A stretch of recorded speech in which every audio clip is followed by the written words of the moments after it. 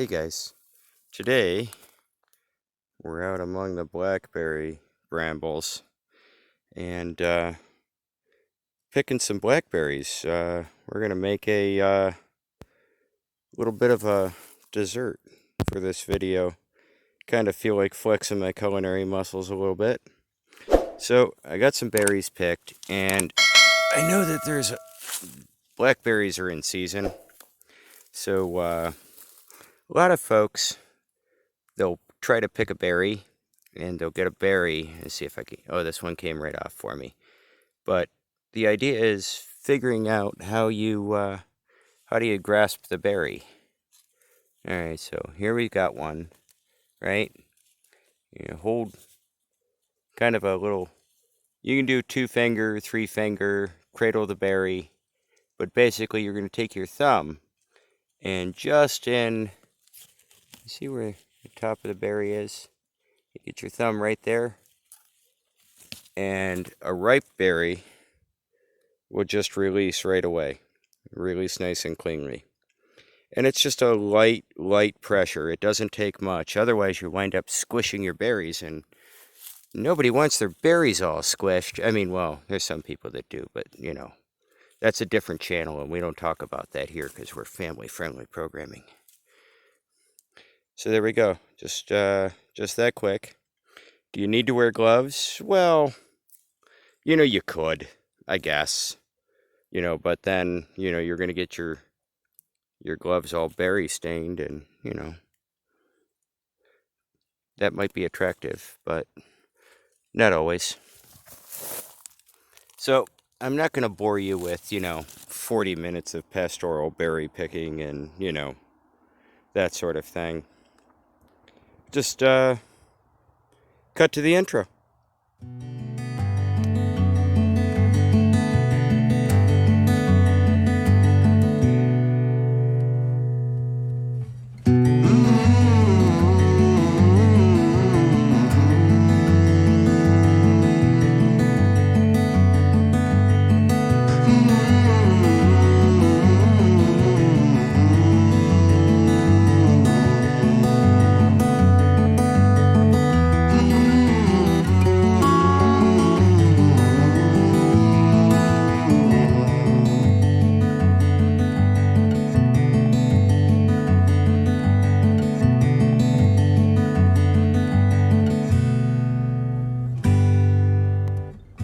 Okay, so we're going to take those blackberries we picked in that beginning of the video, and we're going to make a blackberry cobbler. And this is really easy, relatively like 6 ingredients.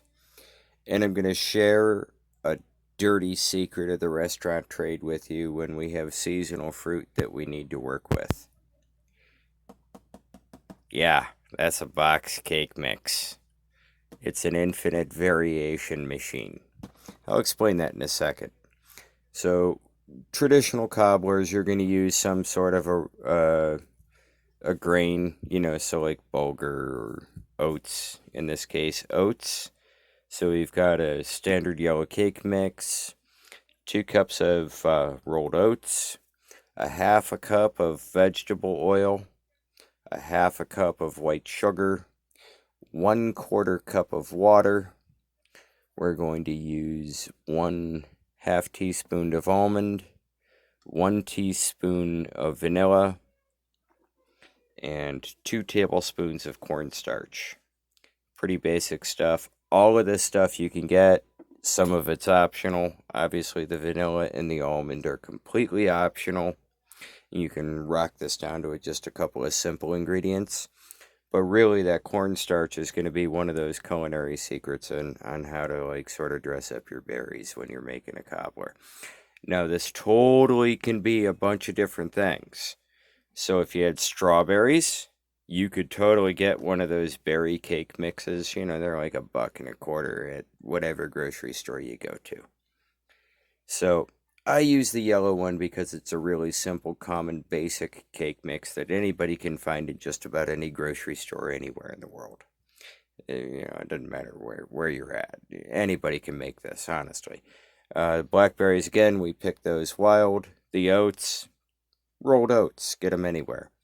Vanilla and almond extract, I use artificial because it's cheaper, and the almond I always buy pure because obscure extracts you always buy pure because that's just the way that it is.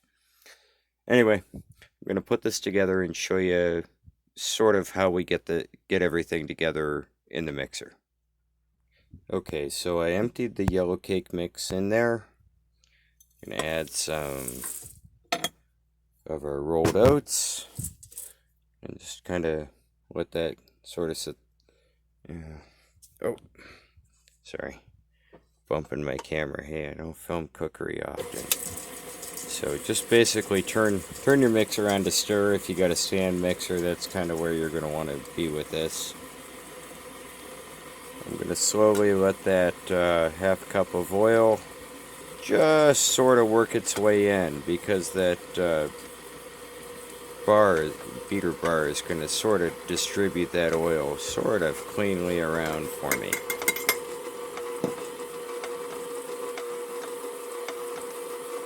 Right? Now we had that water sitting there for a second in case we needed it, but it looks like we're not going to because the oats are working. So now we got a nice little crumb. You see, this is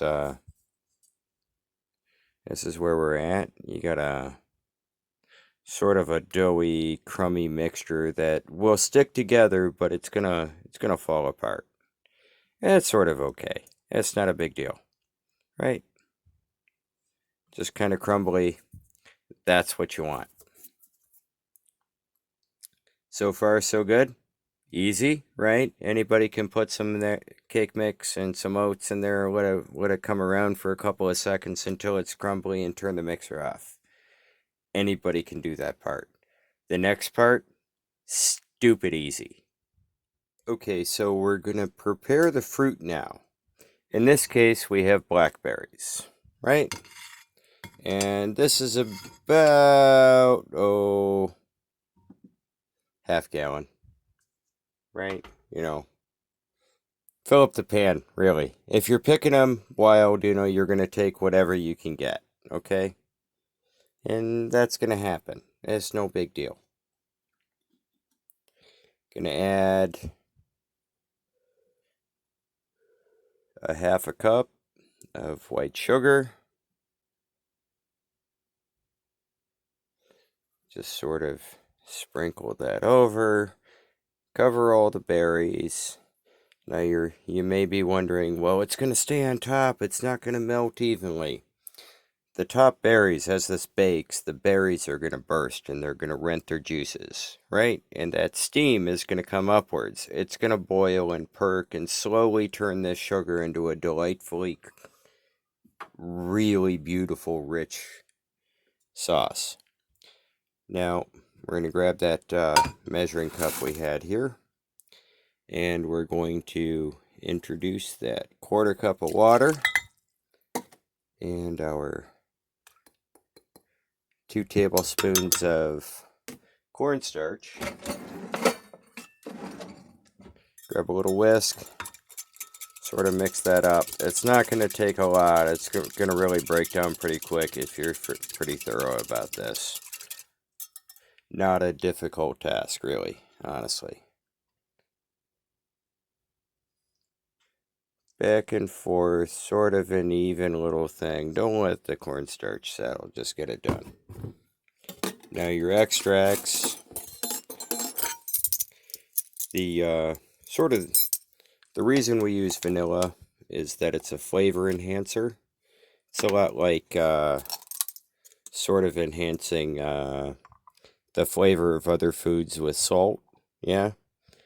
With sweet stuff, just a little vanilla. Again, that's going to disperse and break down. Honestly, I swear. Now, could we have mixed it in with the cornstarch? Maybe, but the binding might have been a little bit different. We might have gotten a slightly different flavor when everything married up. Sort of the order does matter. And just kind of taking that over. Now the almond, in the traditional recipe, you would have used some pastry rum and quite a bit of it. So using the almond sort of takes that place of the pastry rum, right? Not a difficult bit.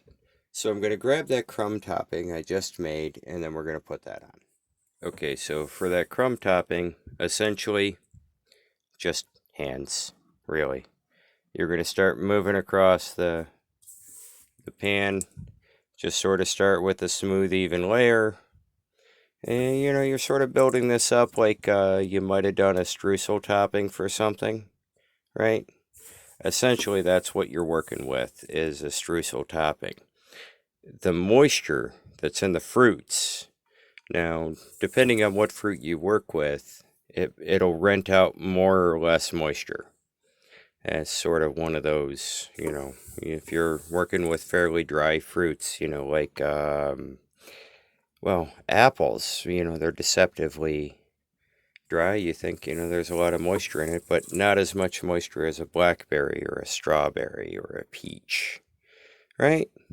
So you got to kind of think about that and plan accordingly with how much of that water, so when you add the cornstarch to your water, if it's a really dry fruit, you may go up to as much as a half a cup.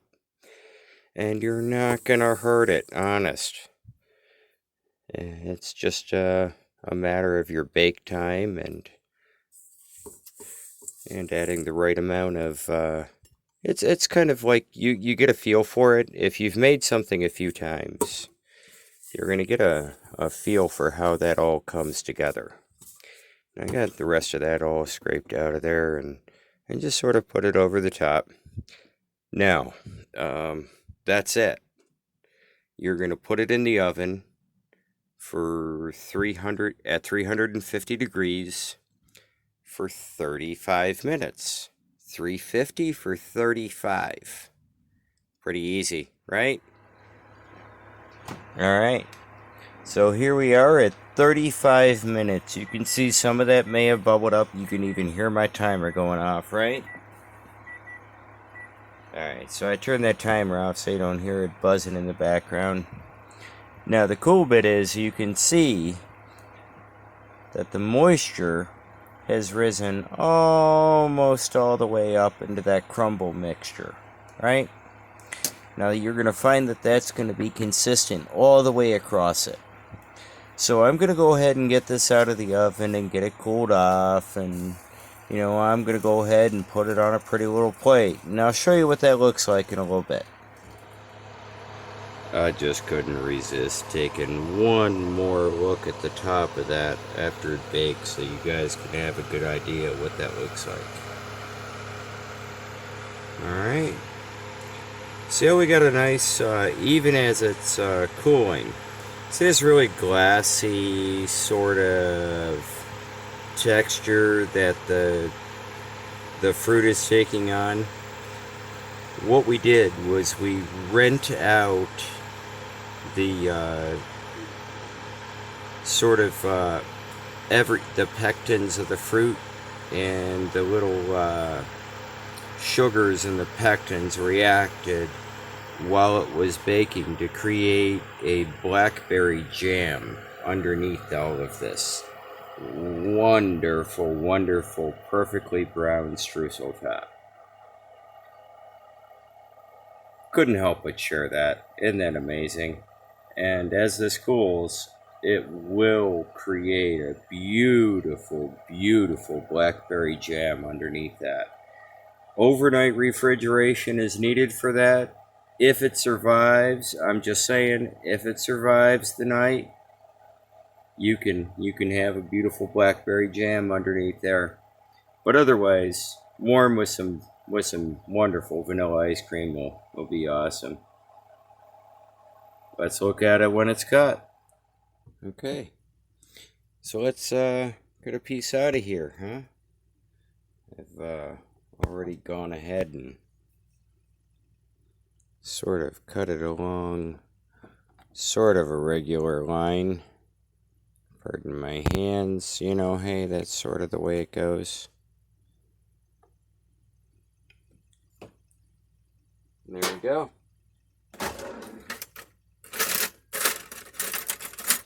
Yeah, I'm totally reaching behind me and grabbing a spoon, or a fork rather.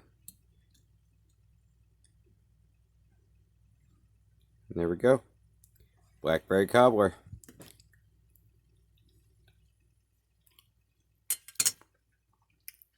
Easy to make.